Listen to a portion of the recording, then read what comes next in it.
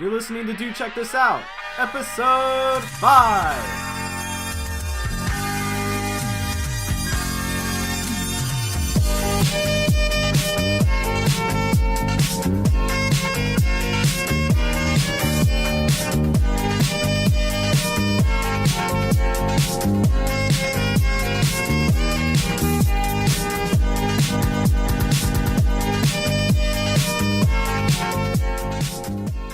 Hello everyone, and welcome to Dude Check This Out. We have so much energy here today. Woo! So much energy to talk about. Did you? You came through the room and then exited out and then came back in. I did. I was walking around. That was like a Doppler effect, what you just did. I am an ambulance of myself. Kevin the ambulance. It's like a character from... There's a character in Doom Patrol right now, the Doom Patrol comic book. Okay. His name is Danny. Danny? Is he an ambulance? So, well, yes and no. So he's like... Danny is an entity that, like, changes his physical nature of what he... Like, he's a Wonder Twin. In Grant Morrison's run, he was a street. He was Danny the Street. It was Danny Street. And he was a literal street? Yeah, and like so his consciousness, like, you know, is part of the street, and you could also like go to the street and like go to like Danny Land, and the same thing happened in Gerard Way's current run on Doom Patrol, except now he's an ambulance. So he's Danny the ambulance, and they like talk to the ambulance like he's a person. And he's straight up like an ambulance. And it talks back. Like, he talks out of the CB radio. So he's like Bumblebee, except just an ambulance, doesn't transform, and it just does ambulance stuff. Yeah, but you can also go into the ambulance and end up in Danny Land, which is like a weird, like personification of, like, his personality, but also other people's. Like, there was just straight up a character that was part of the Doom Patrol that was hidden in Danny Land, and they had to go to Danny Land to... Doom Patrol's weird, but it's great, and I love it. It sounds like a Lion Witch in the Wardrobe meets Transformers meets something else. Maybe I should read that one day. It's pretty cool. It's definitely... You have to go into it expecting weirdness, because that's also, like... They made a joke about that in, I think, Grant Morrison's run, where, like, there was, like, a big problem. I think, like, there was a painting that was eating Paris... And like all of Paris. Yeah, and then like the... Like not the people, but like the map would like shrink. Yeah, and the president was like, oh, there's like a crisis going on. We need to get someone call the Justice League. And then they're just like, no, we can't call the Justice League. They won't even know what to make heads or tails of this. We need to call the Doom Patrol because that's who you call when things are weird. So, and it worked out. But, yeah, Doom Patrol is awesome. I highly recommend Doom Patrol. But we're not here to talk about Doom Patrol today. Today we're here to talk about a different comic book. We are here to talk about Essex County.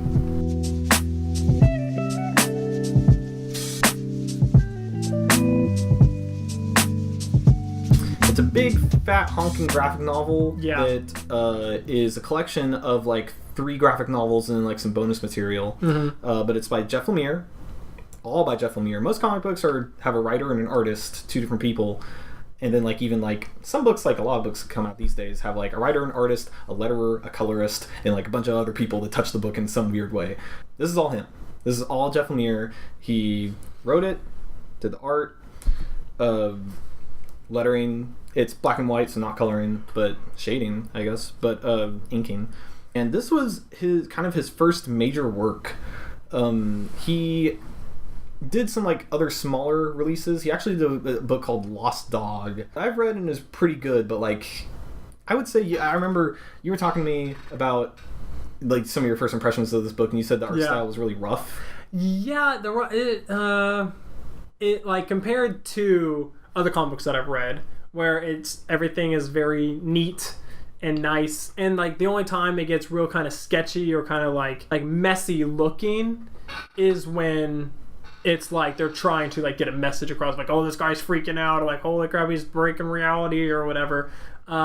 But this one, it didn't have like nice neat lines everywhere, and like it looked way like sketchy, or like sketchpad, not sketches, like I don't know if that's good or not, but like sketchpad looking compared to like the nice neat comics, or like superhero comics, or like Lock and Key and that kind of stuff that I've read. Yeah, it's definitely it's very much Jeff Lemire's style, and even like in like that earlier work I was talking about, Lost Dogs, it's so much rougher. Like if you thought Essex County was rough, like Lost Dogs is like, it's a little hard to look at with how rough it is, but it's very much, it's where he started. So, but this is definitely a step up from that. Yeah, his art style is definitely something that you need to get used to a little bit. Yeah, but I've come to really, really like his art style. By the end of it, it was I liked it a lot better, and like I'll kind of talk about some stuff later that I liked about it, but it is a little jarring at first to look at that compared to... Yeah, if you've just been reading like superhero comics and stuff like that, it can be... It's a little jarring. It's very, very different. But Essex County, just quick summary, it's very much it all takes place in Canada, in Essex County, Canada. It's a real place. It's a real place where Jeff Lemire, the writer, grew up. So it's very close to home for him. The three main stories in the book are... they're all called Tales from the Farm, Ghost Stories, and The County Nurse. And they're all kind of interconnected. Yeah, for sure. Yeah, they all have they share some characters. Especially the County Nurse. Especially the County Nurse. County Nurse kind of ties it all together. Yeah, for sure. But yeah, that's pretty much Essex County. When it came out in 2008, and then kind of ran through like 2009 is when the last volume of it came out, and then was collected. It won 3 awards. Won Joe Shuster Award among some of those awards, and was nominated for a Harvey Award for Best New Talent when it came out. And Harvey Award's a very, very prestigious like literary award, which was really cool. And also Jeff Lemire, like this is one of his first major works, but he's gone on to do he's one of the top names. He's actually one of my favorite writers, like period, in the business right now, because he's gone on, has some other creator-owned titles like Sweet Tooth, Underwelder, Trillium. At DC, he relaunched or he did a run on Superboy, which is basically like Smallville but creepy, because it's Jeff Lemire. He came from Essex County and then went to that. So he's like, I'll do Essex County but with Superboy, and it was awesome. He also did Frankenstein Agents of Shade. You do like Frankenstein. Awesome. You like Frankenstein a lot. Frankenstein in the DC universe is amazing. He wields this Archangel's Michael's sword. Doesn't he wield Excalibur? It's like Excalibur. Okay. It's whatever. It's a similar sword. He did comics or whatever. He did Animal Man and Green Arrow for the New 52. Did he do good in the New 52? I heard that I remember reading I picked up the first run of Green Lantern, and it was kind of meh when Sinestro was the Green Lantern again or whatever. That was... It was pretty good, and then it got kind of not so great. That was Jeff Johns. Jeff Johns is weird. I don't know. Jeff Johns, he taps into what essentially makes a character and focuses on that. He's really good at bringing damaged not damaged characters they're so damaged, but they're damaged as in the public perception of those characters. Like when he picked up Green Lantern, Hal Jordan had been turned into a villain and then killed. And so he brought him back to life and turned him back into Hal Jordan everyone knew and loved. And but that wasn't in the New 52. I guess that was in that was Rebirth and all that was that. mid 2000s. That was yeah. But I just remember reading and really enjoying it, and then as it went on, maybe because I don't read weekly or monthly comics anymore, or really ever. But I know I did that for a while, and it was just after a while I just kind of got bored of it. I mean, I have them over there. Yeah, Jeff Johns' run in New 52, I think it started off a little because of the whole Sinestro thing, but around issue 9, it got real good. Was that what it was? Yeah. I mean, it was cool when he made all the rings and stuff. When Sinestro just started making rings for everybody out of his ring. That was kind of cool. It was around when they discovered what the Indigo tribe. Oh yeah, they were all like reformed villains, and then they all like broke out or whatever. Yeah, well, because like the Indigo tribe was created by a Guardian and Abin Sur to like take all like the incarcerated villains of the galaxy and then basically brainwash them into having compassion. Yeah, it was kind of messed up actually. Yeah, because it was kind of cool. Like, oh hey, they're like, getting a second chance, and they're like, oh, and it's like, oh, I know, I feel the compassion of like all the wrongs I've done and all that stuff. But at the same time, like, they were mind controlling them. Yeah, but that was like seeing that, because that concept of the Indigo tribe had been around for about a decade in the comics at that point, and then finally seeing like, oh, this is what it actually is. Oh geez. Yeah, it was pretty crazy. Yeah, maybe I just didn't maybe it was also kind of the format of going and getting once a month of picking up the comics. Some people don't like that. And that's fine. Yeah, it just wasn't really for me. I just because it seemed like I got a little caught up on the cliffhangers that would happen like every 3 comics or so. It'd be like, like every like, it'd be a comic, like, oh cool, it's the end of the comic. Yeah, well, like next week's gonna be pretty cool. But there was like 2 or 3 times like, Hal Jordan's gonna die, holy crap! And I'm like, no, he's not. Comic, like, relax, he's gonna be fine. Yeah, it really I think what helps with getting monthly comics is if you subscribe to a couple things. That way you're getting at least something every week to kind of keep you good. Yeah. Until the next chapter of something comes out. But I totally understand. Like there are people that subscribe to just trades. Yeah, that's fine. So, yeah. But Essex County, right? Yeah, Essex County. We're here talking about Essex County. But yeah, Jeff Lemire's also done some stuff for Marvel. Currently he's working on a series called Black Hammer, which just won a Eisner, which is the most prestigious award for comics, for Best New Series. Cool. Black Hammer is awesome because it's basically a series by another guy called Astro City, which is like basically royalty-free DC adventures. So it's Astro City, but Jeff Lemire was like, Astro City's cool, right? What if it was really sad? And it's basically Astro City meets Essex County, and it's pretty amazing. And he's also doing a series at Image called Royal City, which he bills as his kind of spiritual successor to Essex County, and that's excellent. But here to talk about Essex County. I guess we already went through the summary, so I guess all that's left is what did you think? I thought Essex County, it was, as a broad overview, it was one of those things that I was like, man, this is so good. This is like high quality comic book. Like this like kind of starts to transcend that thing of like, oh, this isn't just like a fun superhero comic book, but this actually has like substance to it. And it's like one of the most human stories that I've read in like any media in a long time. Mm-hmm. Like very, very much like just straight up a story about people. And it wasn't so much of like, oh, like I'm trying to like give this message where like, Captain America stands for like, truth, like that will, I was going to say truth, justice, the American way, that's Superman. But like, oh, like he's an ideal or something like that. Or like Hal Jordan and Green Lantern is a lot about like overcoming your like insecurities and your fears and like having willpower to like persevere through that, but also like not be a huge jerk and like finding like willpower and the power to persevere through humility and all that stuff. Like it doesn't have a character to look up to. Yeah, there's not even a bad guy to punch. Yeah, but it's not like I didn't feel like he was trying to make this big point of like, oh hey, when you read my story, at the end of my story, you should understand that this is good and this is bad, and this is like these characters were like a means to an end to make this big grand point that I was trying to make. It was much more of like, hey, these are people and they go through stuff and it's tough and it's hard, but this is a story about life.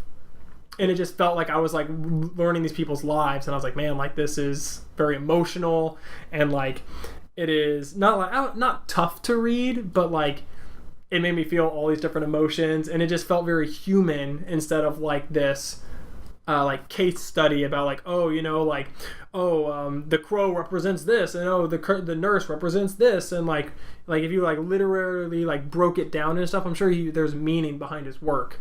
Yeah. But to me, it felt a lot just like a human story, and not so much of like him like trying to drive this big point home. Like actual human emotions, and no metaphors or anything. It's just a story about people. Yeah, exactly. The writing was awesome. Just talking about that. The art, at first we've talked about it a little bit, was a little jarring. It's a lot of like, it looks like a lot of scratchy lines. Yeah. The outlines aren't really solid. No. It's all very, very wavy. But man, like, especially like if you kind of get used to it, there's just some like he does like some splash pages. Oh yeah. That are just gorgeous. Oh yeah, and I mean like I think that like at first I didn't really like it, but he draws everything. I think his art style really adds to the like deal of not being just like this idealistic comic or like, oh, this is like an ideal person, because like the people in the comic, they're not like Captain America chiseled abs, or like, oh, he's not like, the women in there aren't like Black Widow like freaking hourglass model whatever, like what's his name, even like the big buff guys, like I guess what, Jimmy Jimmy he has a huge nose. He has a huge, he's not handsome, and like he's big and strong, but he's not like chiseled, he's just kind of beefy. He's big. And so like that's like a lot of that stuff I felt really added to the emotion, and like you could really like he would have like panels that I really really liked. Like one of my favorite moments in there was in the first story, Tales on the Farm, and it's when I like have like some kind of notes that will go through things, but like the like a big moment that I remember is it was Uncle Ken or Kenny or whatever, the old guy, and his son or his nephew. It's his nephew that is Jimmy's son. Yes, yeah. So his nephew, his mom died, and so in her will basically gave her son to Uncle Ken. Lester. Yeah, Lester. Yes. And so like the thing where Lester's been hanging out with Jimmy, and Jimmy uses all sorts of curse words. I guess I'm gonna curse because it's to quote what they're saying. Yeah. So, Mom, turn off the podcast, or at least turn it down. Yeah.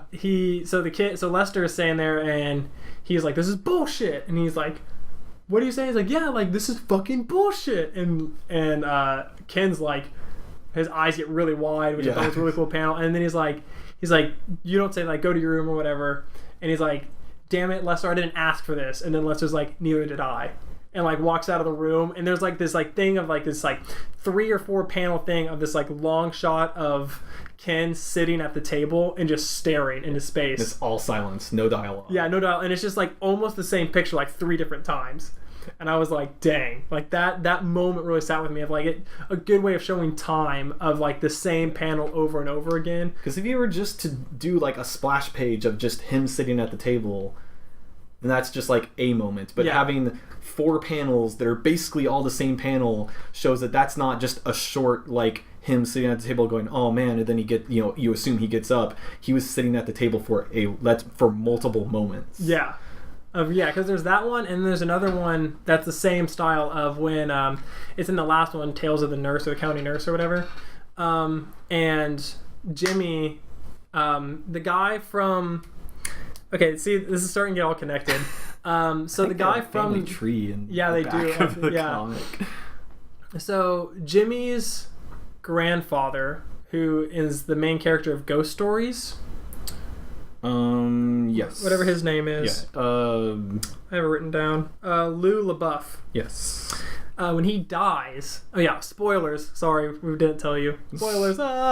When he dies in the County Nurse block, or that comic, she goes and tells Jimmy, like, hey, he's dead, but I'm sure he would want you to have this.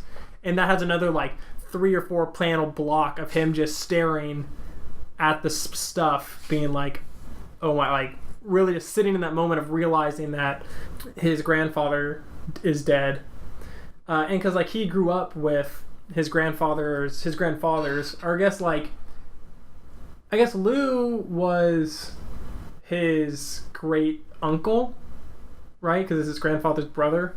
Jimmy, yes, he was. Yeah, Lou Jimmy was is his great uncle. Yeah, so he grew up with Lou and his brother, whatever his name is, Vince. Vince, because his mom died in a car crash. So he grew up with them. And so Vince died earlier, and so then like when he dies, there's like panels of him sitting in his like garage after the county nurse, or Annie I think is her name, like brought him that stuff that she thought he would want him to have. And it's like 3 panels of like boom, boom, boom, and then there's like a big page of him being there, and he's just like shit, and just like a ... shit. And I'm like, man, like that like hit home real hard. So really tying it all together. Yeah, so like the art style that he has, really like how they're not perfect and how they're real kind of scratchy looking, really brings this like human thing of like, oh, they're not perfect, they're not like really clean cut drawn, whatever, but they're like a little misshapen, a little broken. And then how there's just a lot of panels with little to no words and just lets his drawings speak the emotion for him.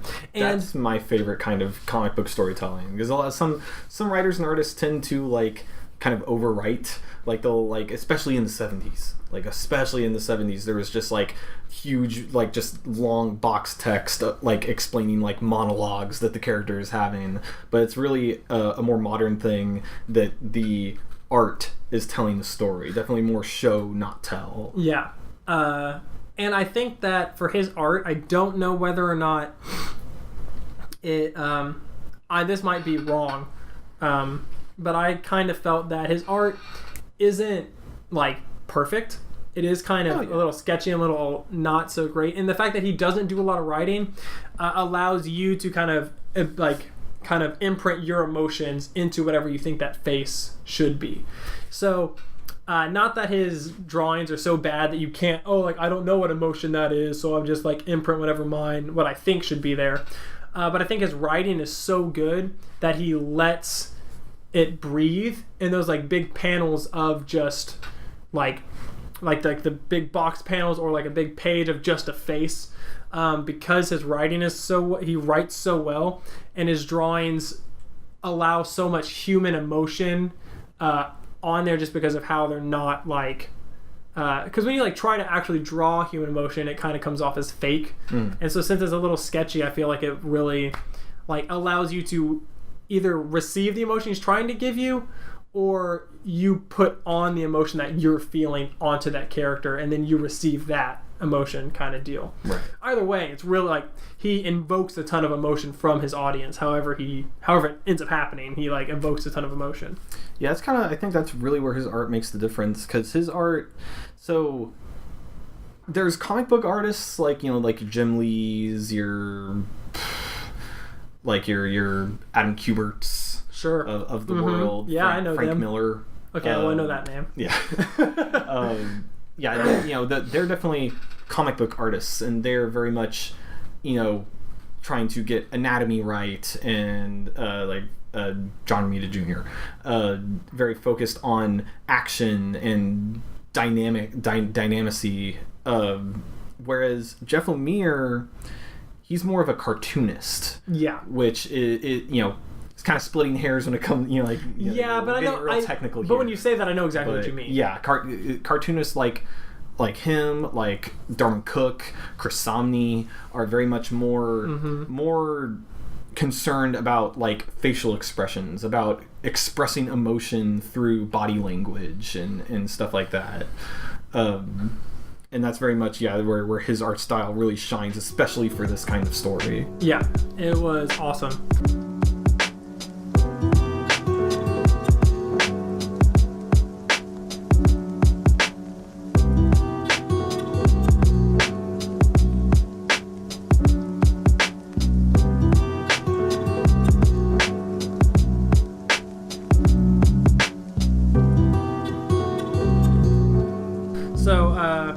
We can kind of go through some of like the high points of the 3 stories. Sure. Because that was kind of an overview. So Tales from the Farm was probably the one I related the most to. Okay. So the child in me really related to Lester, because it starts off with him like, you know, flying through the air in his superhero cape. And I remember back when we were both really young, we played a lot of pretend, and that kind of stuff. So I was like, man, like, Titans, oh hell yeah, a lot of Inuyasha. Oh man, so good. Those were the days, man. The days. So like, it really related to that of him, like, you know, going to his imaginary land where like everything works out, or he has superpowers or whatever that is. So I like really like related to that. And then the Ken, the adult in me, really related to him because I worked at Camp Choye. So I worked at a summer camp for like 3 summers, and there were kids that would be in my cabin that I'd be like, dude, I want to relate to you. I'm going to try to do everything right. And they're just like, don't talk to me. Get away from me. I don't want to see you. Yes. And I'm like, but I'm trying so hard to like, I want you to know that I care about you, and you're only here for a week. And like, I want to like relate to you, and like, I want to have conversations. I want to like engage with you. And make sure you're like, having a good time. Yeah, and that kind of stuff. And it was a Christian summer camp, so it was lots about Jesus. And like, I want you to understand this message of love and all this stuff. Kind of a bit like a parent, especially when they were like little. I had 6 through 16-year-olds. So like, if there was like an 8-year-old, I was like, I want like almost like kind of parenting for a week. And Ken was kind of the same way, because he didn't want, he was like, you know, he didn't want Lester. He's like, I can't do kids. Like, I've never had a kid. I can't do that. And his sister was like, he can't go to adoption. Like, he can't. He has to stay with you. Yeah. And so he has to stay with family. Yeah. And so he kind of was like, okay, like, I'm going to try. I'm bad at it, but I'll try. And so I really related to that, of that, like, that I'm trying my best, but I don't know how. Like, I don't know what to do. Like, I want, if I could, I would immediately like give this kid the perfect life. I would have our relationship, totally understand him. But even when you do everything right, sometimes kids are just like, no, that's wrong, leave me alone. Yeah. And so that, like, there was a lot of times of that disconnect between Lester and Kenny, like when he was like taking the chickens, and he's like, Lester, like, you know, like, people already bought these chickens, like, I'm not in the wrong here, like, I have to take these chickens and go kill them. Like, I'm a chicken farmer, like, this is what I do, like, I'm sorry, bud, but like, eventually you're gonna look back on this moment and be like, yes, I understand, like, yeah, I'm not happy about it, but I understand what's going on. And Lester's still crying about it and is like upset. And at that moment of Ken like really relating with him, be like, man, like, kind of telling a kid like, no, you can't slide down this like 3-story banister. Why? It'd be fun, because you'll fall off and kill yourself. Yeah. Like, do not do that. And then they cry because they're like, but I want to do it. And it's like, I hate you. They're like, oh, I hate you. I'm like, I'm doing this because... Doing this for your own good. Yeah, so that kind of like, that struggle that Ken had with Lester, I really like related with. Along with Lester being like just a kid and having imagination. And so like all that, those 2 characters and that struggle with them, I really, really like got on board with that and related with that. Nice. So I really like that. So the whole story was like super great. And like, I felt like for the most part, that was a huge part of it, like Lester's and Ken's relationship. And then with Jimmy coming in, and at the time, you don't know that Jimmy is his real dad. Yes, yeah. You just think that he's like the guy that runs the gas station, and everyone thinks he's a little special because he had like an accident. He used to play hockey, and he got checked a couple too many times, and now he's just kind of hanging out.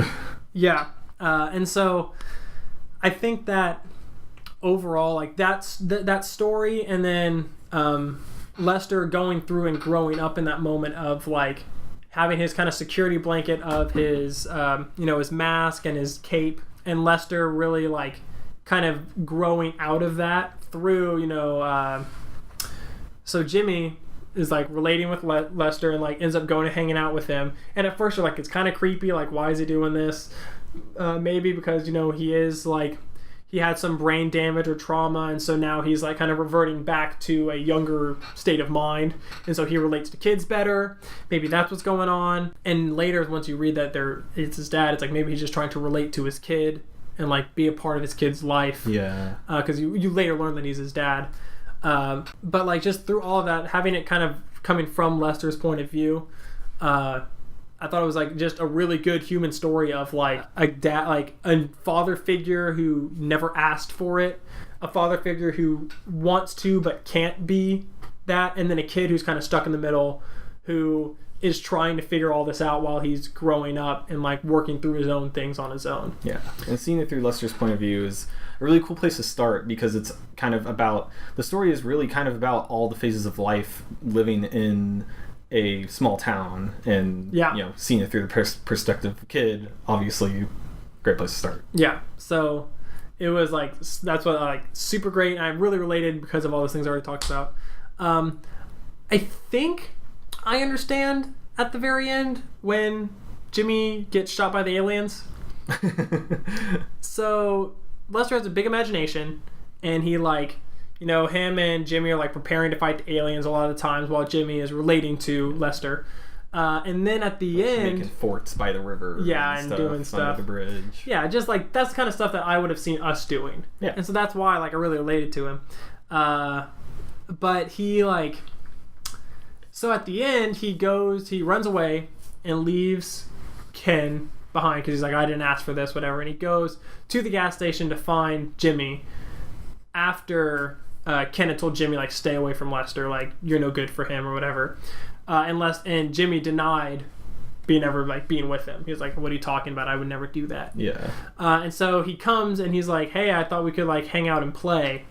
And Jimmy's like, are you kidding me? Like, I'm a grown ass man, and you're this like some kid. Like, I already gave you a free comic. Like, don't come back. Yeah, leave. And then, so is that moment of like, okay, was all of it in Lester's head? Was all of this? Because then like what happens is he eventually goes back, and I don't think it is. No. But eventually he goes back, and there's Jimmy there, and he's like in his hockey stuff, and he's like, hey, the aliens are gonna show up, and then the aliens show up, kill Jimmy. Yeah. And then like Lester like flies in the air and like blows him up with the superpowers. And so I think that it was more of a way of Jimmy. That was Lester's way. That was like his coping mechanism of coping with Jimmy. He's like, okay, the Jimmy that I knew, like the best imagination of him would be in his full hockey uniform. I'm gonna go fight the aliens. And now that he's dead and I've like beaten the aliens, it's like, okay, I've like overcome this obstacle that I've had. And so he hangs up his cape and his mask. And he's like, okay, I'm ready to move on. Yeah. So I thought that story was probably my favorite.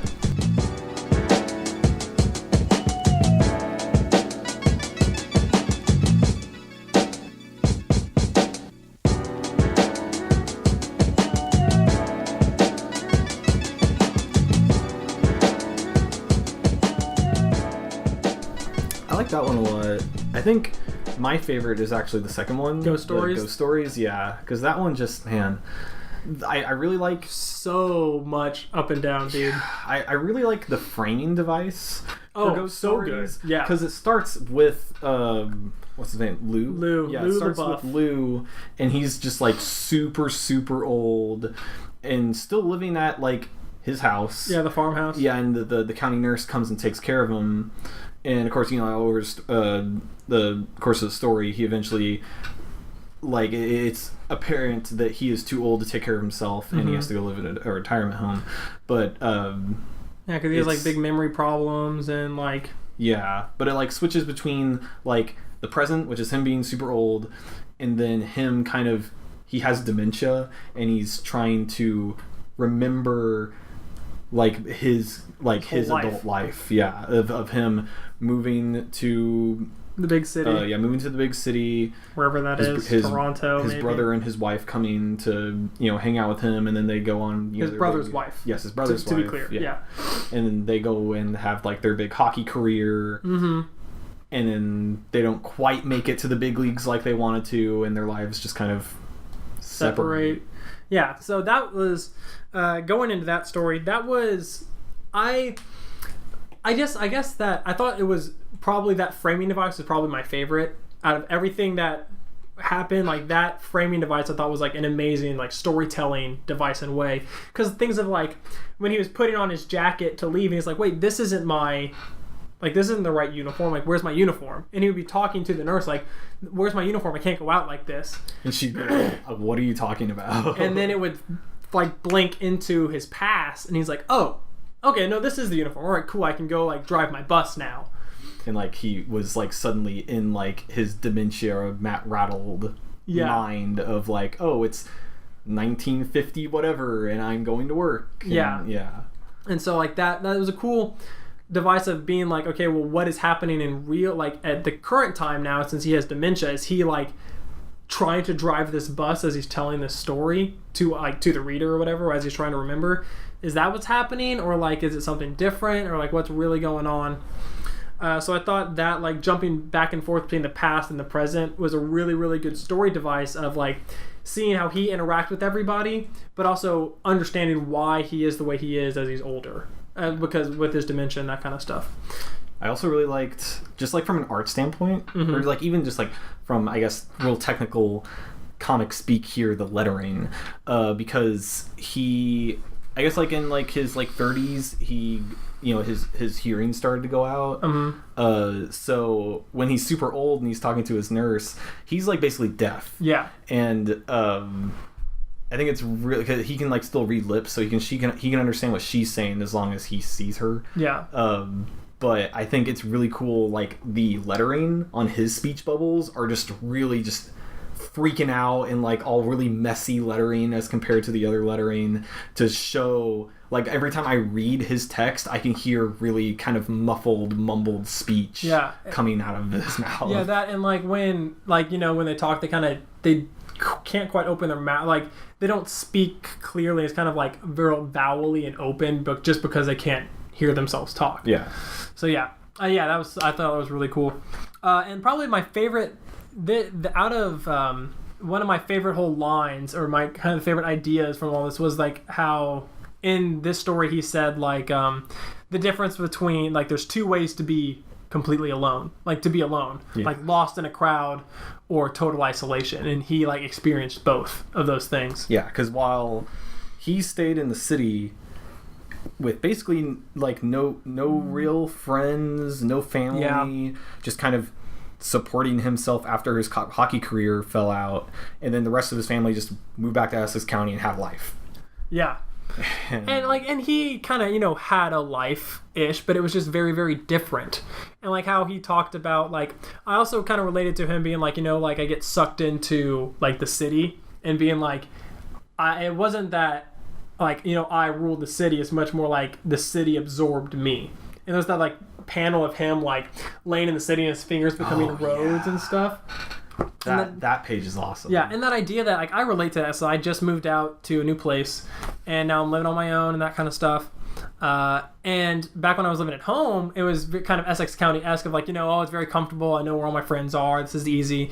And then moving out, and now that I'm part, you know, going to work, doing all that stuff, it feels very easy to kind of like get lost in that crowd. And I really related to that, you know, that little kind of existential crisis of like, when you realize like, oh, like I'm not as unique, or my experience isn't as individualized as I thought, and I'm in this part of this humongous bigger picture. And then the more you zoom out, the more like kind of freaked out you can get of like, oh my goodness, like I'm just a part of this big problem or this big city or whatever. But when you're in a small town, it's really easy to get lost in that bubble and feel very much like, oh, okay, like, oh, I am very different than everybody else here. Like I am totally unique and all this stuff. But when you live in a big city, you see so many people. You're like, there's that person who's having a completely unique life experience just like I am, where they're the main character of their story, where I feel like I'm the main character of life or my story or whatever. And when you're in that city, you can kind of get lost in that, and being lost in the crowd, being totally alone. I thought that like that whole idea and how he painted that was like super cool, and really like kind of made me think a lot about that. Yeah. So, and at least you're close enough to where like you can come visit your family and stuff. I mean, you're still here. Yeah, exactly. Whereas he like it's one of the saddest moments in that book was when the reason why he went back to Essex County was because his mom died. Yeah. And then everyone was like, how dare you, that like you come back now, you crushed her, that you never visited, and basically just like removed yourself from our lives. Yeah. I mean the ghost stories was definitely the saddest story to read. Yeah. And I think that Jeff Lemire did a like really like kind of flexed his muscles in like, hey, look how many like layers of relationships I can like show off with Lou and his brother, and how like Lou like had sex with his his brother's wife that one time, and then they like right after they lost their whatever game, and then like they kind of talked a little bit, but never talked about it again, never spoke about it, never brought it up, and then Lou's brother ended up having a kid, who then had Jimmy, like his daughter had Jimmy, and then like when he goes home, he's like I don't want to deal with this, like, and then he like brings it up to his brother, and his brother like beats the crap out of him. It's like, all right, get out and never come back. Yeah, like that one moment kind of redefined their entire relationship for the rest of their lives. Yeah, but then it ended up like, you know, they get into that big car crash, and then only his brother and Jimmy are alive, and so he comes back to take care of them once they're really old. And all that stuff. I really liked that part. Yeah. When they were both super old, Vince, after the car crash, was just wheelchair ridden, and Lou had to take care of him. Yeah, and he was deaf. Yeah, and then Jimmy would come and, you know, visit them every once in a while, and yeah, because they bonded over hockey, and then Jimmy became like a major league hockey player. Yeah. And so I just felt like how that dynamic of relationships, of that whole thing of like when he shows up for the first time and it's like, hey, like Lou loses the fight to get gosh, you just said his name, the brother's name, Vince. Yeah, to get Vince like really mad, and then Vince just like wrecks everybody because he lost the fight on purpose. And then like, so this like big brotherly bond, and then you watch it just totally fall apart and break apart as like Lou gets lost in his own life and lost in just like the routine of the city, and just kind of lets life kind of pass him by, being totally lost in the city. And then his mom dies, and when he goes back, it's so hard for him to like actually start taking responsibility for his life again, because he's just been so lost in a crowd for so long. It's easier just to go back to just the hustle and bustle, the day-to-day life that he had. So he doesn't want to deal with this emotion of apologizing and like, okay, you're right, like I did totally screw up, Mom, and I'm going to try to make it right. I'm going to come back. I wasn't a part of this family, but I'm going to be now. And like, you're right, I totally messed up, but I'm going to face that and like deal with it. Instead, he was just like, oh yeah, you know, she loved me too. And then he gets the crap beat out of him, and then he leaves because it's easier to just cut it off and be done. And so, but then like, you know, then he like kind of reconnects with hockey with those kids and starts to kind of get his life back. And then the big accident happens, so then he has to go back, and just like this huge emotional, like, it was so hard to read. That's what I mean. It was like quality, and just like this, like that was like a real life. But like emotionally, man, it was just draining, devastating to read. Man, it was tough. I feel like it was definitely the most real of the three stories, and like the most like emotion, and like him just showing his muscles, being like, dude, like, oh, you wanted a human story? Well, let me show you. Oh, bam! Oh, bam! It's like, geez, Jeff Lemire, like, but like, let me just like breathe for a second. It's like, oh, did you not want to feel sad? Well, how about this? Boom! Like, oh gosh, come on. So I thought it was really good, but I connected more to the first story than I did Ghost Stories.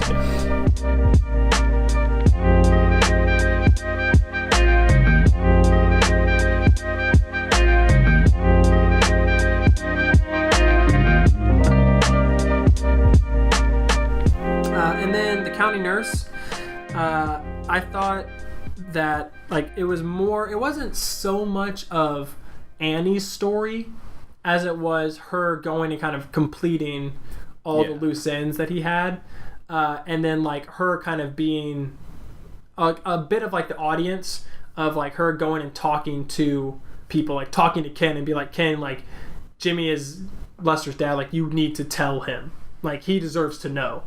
And that kind of stuff. Or going to Jimmy and being like, hey, like Lou died, and like here's like stuff that's going on, like you should have this. And I felt that she was more of the audience kind of being able to kind of like stick their foot in and be like, this is what I wanted to say. Right. Like, I wanted to tell this character this thing. I want to tell this character this thing. And she kind of does that for the audience. And so and there's still that kind of thing of like her dealing with, am I really doing enough? Am I really doing any good? When she's talking to her grandma, who brought the kids from the orphanage to Essex County. Yeah, and that was at like in the 1800s. Yeah, and her grandma, and like her, because then like her kid, or like her grandma had a kid who led to her. Yeah. Well, like her grandma was like taking care of Lawrence LaBeouf, who is the father of Lou and Vince. Yeah. And so that's like kind of where they connect. But I also I really like that kind of the way that they go back in time, but throughout the entire book they kind of have the motif of the crow that shows up. I was gonna talk about that. The crow's awesome. That basically just shows that like through all this time, like 100+ years of history of Essex County, people in relationships are timeless and like relatively unchanged. And I felt that it was kind of, as well as like Essex County like looks after its own, and Essex County kind of is there to like in the relationships and the people, like the people who are in Essex County, who make up Essex County, like they're there for each other, and they're going to like kind of help resolve what's going on. Because like the crow was there at the very end of, in her story, like there was the 3 or 4 like kind of like resolutions. So like when Ken starts telling Lester about Jimmy, he like sits him down, and like the crow's looking outside. It's like, all right, check, these guys are good, they're gonna do whatever, and he flies off. And then there's the time where like Jimmy is sitting there with all the stuff of Lou's, and he's like, shit, like, man, he's really like confronting those feelings and realizing what's going on. And then he's like, the crow's like, all right, cool, like this guy kind of gets it, he knows what he's doing. And then Jimmy goes and tells Ken, he's like, hey, like the kid deserves to know, like, I know I can't take care of myself and I can't take care of him, but like I still want to be his dad. Yeah. Like I know I can't do everything, but I want to be a part of this life. And the crow being like, all right, check, these guys got it all figured out. And then Annie, the nurse, at the very end when she's sitting in her basement or whatever, she's quilting, she's like, you know, like I might not be able to do, like I never know if I'm going to be doing enough, but this, like the people in Essex County, like my patients, they are my family. And yeah, you know, I kind of poke my nose in where it doesn't belong, but like I'm just doing what I can for them, and that's enough. And the crow's like, all right, cool, she gets it, and the crow flies away. And it's like, yeah, the crow is like there to like be like, the people here in the relationships, like they're there for each other, they're fixing each other, and like throughout time, and no matter what, like Essex County is going to be there to take care of its own. Yeah. I thought it was super cool. And then it made me want to go back and reread everything, because there's like that time where like at the end of Ghost Stories, right? Lou is sitting on his porch, and he's like, you know, I'm totally alone. He's like, you know, lost in a crowd or totally isolated, and he feels just totally isolated. He's like, I can't hear, I have dementia, like I just feel totally isolated. And the crow kind of hops by and he looks at him like, oh hey, what's up? And then like cracks a smile again, like, oh hey, like, you know, I'm not alone. Yeah. And the Essex County kind of taking care of him. So I thought that like her whole story was more about like closing up and tying up all the loose ends, and not so much of like telling her story kind of deal. You know what I mean? Yeah, she was telling the story of Essex County, not necessarily her, even though she has a little bit of her own stuff, like her son and stuff like that. But they don't really go into a lot of detail about that. Yeah. And I do think it's kind of ingenious that her big struggle when she's sitting there talking to her mom or her grandmother, she's like, am I really doing enough? Like, am I really having an impact?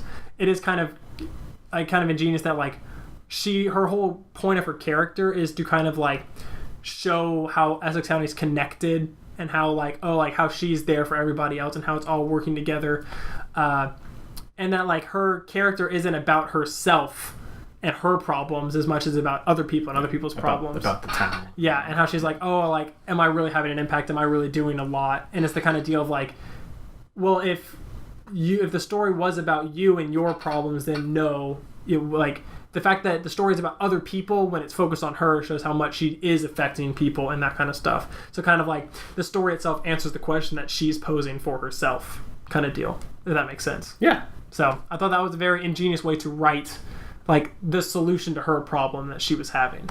Yeah, definitely. So yeah. I know we're kind of going a little long. And this book. So good. So the back matter was okay. Yeah.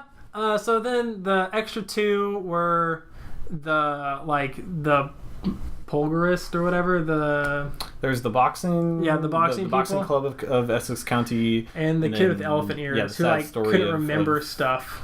Yeah, both. Those are they're fine, but like they don't really.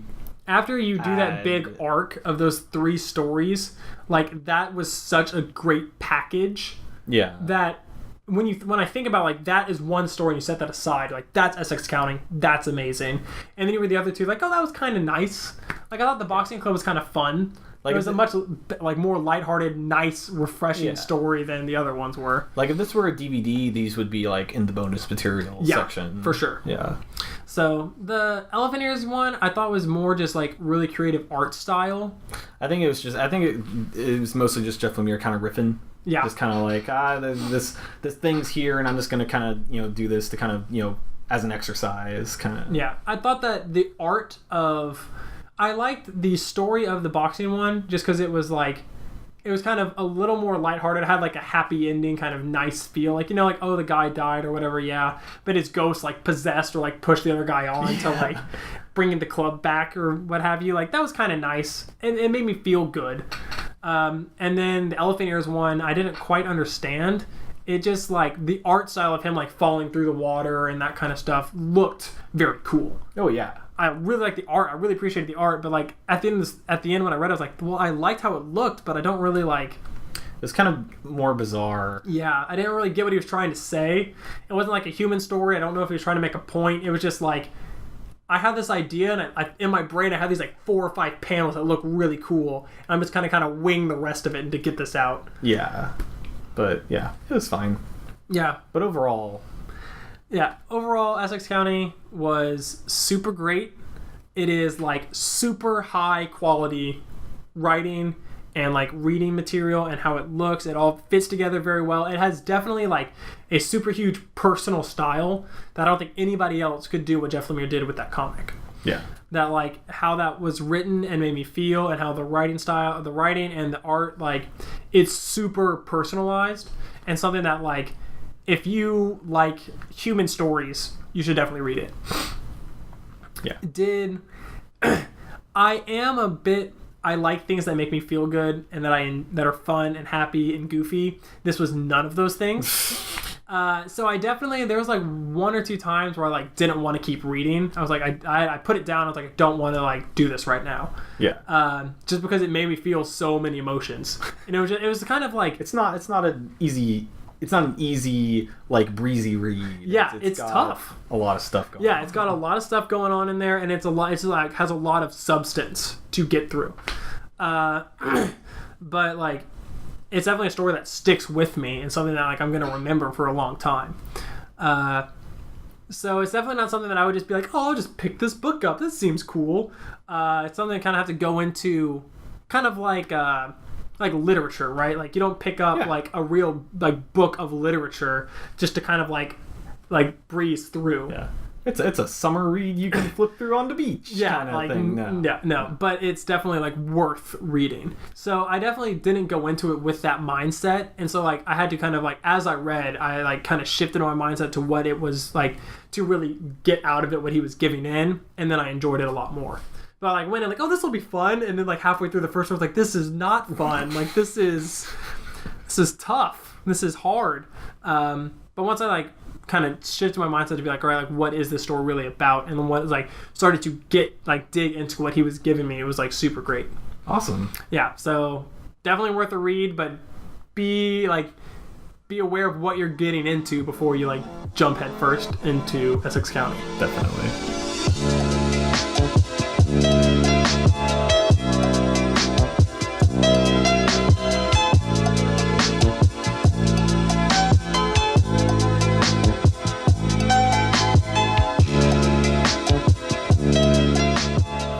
Alright, cool.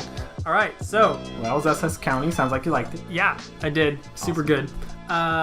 So more emotional things. Next time you need to give me something that's not emotional. Yes. I realized we've been talking about some like pretty emotional downer stuff on the podcast. Yeah, what was the last one we did? We did Alice Isn't Dead, I think. Oh yeah, and that one it's kind of spoopy. It's a little spooky. Yeah. And then, like, before that, we did American football. Yeah, very emotional. Yeah, a lot of emotions there. So the happy's coming, I promise. Well, we're gonna be a little upbeat for the one after this episode. Yeah. But so the one I'm gonna give you now, Noah, yes, is okay. I'm gonna butcher this. So it's an anime. Oh, I like anime. Yeah, so for those who don't know what anime is, it's Japanese cartoons. It just means animation. So here we go. Anime. I think it's pronounced. Is it? No, whatever. Well, I'm about to butcher this then. So, Shigatsu wa Kimi no Uso, which I guess translates to Your Lie in April. And so that's Your Lie, L-I-E, Your Lie in April. I've heard good things about this. Yeah. Super good. So it was originally a manga written and illustrated by, here we go again, Naoshi Arakawa. Mm-hmm. And the anime was produced by A1 Pictures, and there is a live action movie directed by Takahiko Shinjo. Mm-hmm. So I don't speak Japanese.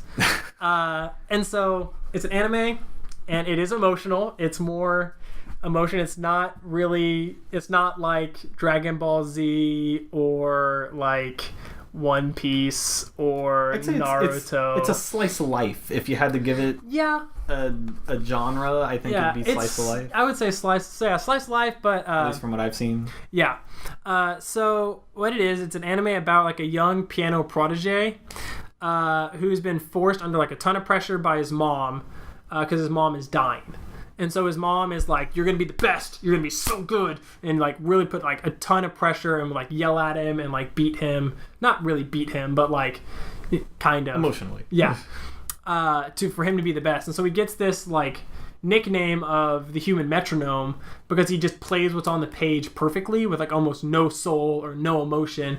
And other kids who are playing like they're all really young at this point, you know, like puts their own spin on things. They're like, oh, I feel like this is what I should do here or whatever. But since competitions are based off what's on the page, he always wins. And so people hate him or they're like envious of him, whatever. But then like as it goes, like his mom ends up dying. And right before his mom dies, or as his mom dies, because of all the pressure he was under, he loses the ability to hear his own piano. And so he like has this like big emotional breakdown, this like psychological breakdown. It's like, I can't hear what I'm playing.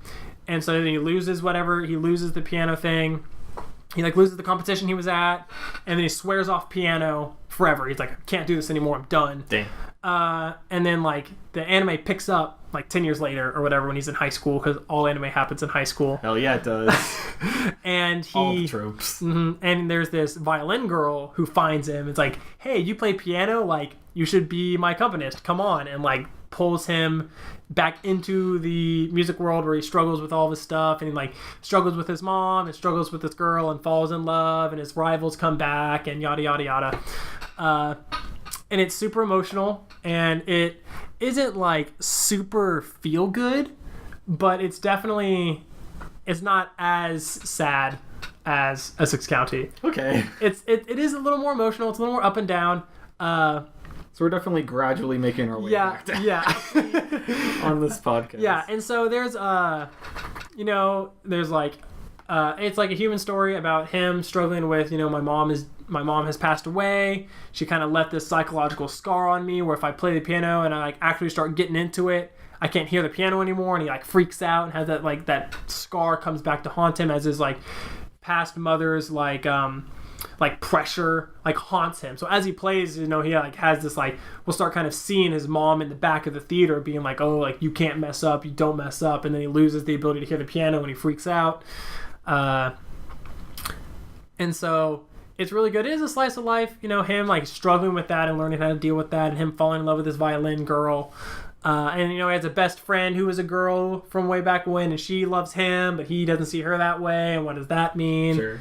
Yeah. And then eventually like he begins to like work through those problems and how that affects him, and then how he can affect other people and his rivals and yada yada. The anime, like I watched it right when it came out, and it like a lot of episodes I would like flick through before I caught up, Yeah. and it'd be like I don't know. It would be the kind of like, oh, I really want to know what happens. It wasn't like this big cliffhanger or whatever. It's just like, oh, I want to like. You're invested in. The Yeah, like I'm very invested in what's going on here. I want to see what's going on, and then eventually I got to this big like I caught up, and I was like, I have to wait like weeks. Like, oh my gosh. So like you really get invested, and the art style is really pretty. It's like lots of bright colors, and like big That's like good. happy people. They look very happy, but also like it doesn't have to go like all chibi and stuff. Yeah. Like moments of comedy. Yeah. So like it doesn't have to like resort to like the big anime things where their heads get huge and all that stuff. Of like it doesn't have to resort to that. Or cutaway gags. And stuff. Yeah. To like be emotional or to like still bring. Kind of that like the comic relief and that kind of stuff throughout the anime. So it feels very at home. It feels very like it feels like high quality storytelling throughout. And I know you played the piano. Yeah. And your mom wasn't crazy. No. And your mom's not dead. No. Yeah. 2 things I'm grateful for. Yes. But I do think that you'll relate to. Is that your foot? That was my foot. I thought that was. I thought that was the bed foot. But I do think that you'll definitely relate to the characters and how that all goes down. And it just has really good music as well. And I know you like music. Ooh, yeah. So there's lots of good piano music in there and violin music and all sorts of stuff. Like me, some good soundtracks. Yeah. So it's awesome. So hopefully that's something that you'll be into. Sweet. Do you have any questions about it? Looking forward to it. No, I think you gave a good enough summary description. Yeah. So excited for that one. It's pretty great. Well, all right. I think that'll just about do it for us here this week. Also, just one short little PSA. As far as Jeff Lemire goes, if you liked Essex County or if you plan on reading it and you like it, please, for the love of God, go out and pick up Black Hammer. At the comic book shop I work at right now, we have like almost 1,000 subscribers. I'm pretty sure only like me and maybe 2 other people are subscribed to that book right now. And it is excellent. It won an award, so other people think it's cool. Like, I'm not crazy. It's one of my absolute favorite books that's being published right now, and it's on my list of books that, if this book comes to an end prematurely, and it's because sales numbers were not up, I will come and find you. It will not be pretty, but yes, it's got threatening you over the internet. Oh, you betcha. It's got a trade out. It's 11 issues in, so I should go buy the trade. It's got a trade out. I'm pretty sure second trade's about to come out, so you can get nice back-to-back, nice healthy chunks of that story. Please, for the love of God, please go check out Black Hammer. It's so good. It deserves support. There you go. All right. Yeah. That's going to do it. Yeah, I have one as well. If you want, I want to plug something. If you want to just give me money, that would be awesome. You can Venmo me. About to launch your GoFundMe, apparently. Yeah, I have lots of expenses. Like, I want a second monitor. It's really important. I know a lot of people out there, Jeff Lemire is doing great work. I like streaming while playing games. I like streaming good work on my second monitor. Yeah, I could read. Noah gave me the account to his Comixology. Yeah. I could read that on a second monitor for Jeff Lemire. So if you're going to support Jeff Lemire, just give me money. I think that's something we can all get behind. Anyway. Oh, but actually something. Okay. Yeah. Alice Isn't Dead that we did 2 episodes ago. Yeah. If you like that, their third season is in the works. Their second season is going to end 2 weeks from recording this.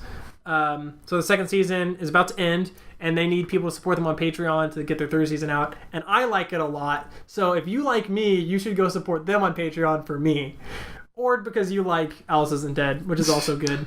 I assume that's also I will come and find you kind of no situation. I think it's going to happen regardless. I'm supporting, and if you support for $25 a month like I'm doing because I'm a big spender, so you should pay me $25 a month so I can pay them $25 a month. Over here. Yeah. You get a video chat with their creator. You told me his name. Joseph Fink. Joseph Fink. Yeah. I knew that. Joseph Fink. I get to hang out with him online. Probably not one-on-one, but I get to see his face, which is cool. Hang out in the Discord. Yeah, you could do that if you paid $25 a month for a year. So It's only like $275-ish. 200, yeah, like $275. That's nothing. That's like drop in the bucket. Yeah, that's like a second monitor. Oh. Just saying. I mean, that's like so either go support them or give me $250 for a second monitor. Either way, I will win. Two worthwhile endeavors. That's right. Exactly right. Anyways. Yep. Well, if no one has anything else to plug, it's hot in this room. It's very hot in this. I got a little sweaty. Yeah, I turned off. I turned off the fan and the AC so there's not a bunch of background noise. And it's hot in Texas. We're doing this for our lovely viewers. All 4 of you. All 4. My little brother, my mom. Who we told to shut off the podcast, and now it's 3. Oh yeah, dang it. Noah's mom. Maybe my friend Joy. She likes to listen to podcasts. Hey Joy, if you're listening, shout out to you. You're pretty cool. My friend Sam, maybe. Oh, Sam might listen. She's a fan of podcasts. Yeah, Sam. Hi Sam. Are we missing anybody? Up to 4. Oh yeah, we're back up to 4. Are we missing anybody? If Johnny Boy, if you're listening with Sam, what up? I saluted you. You can't see because this is radio.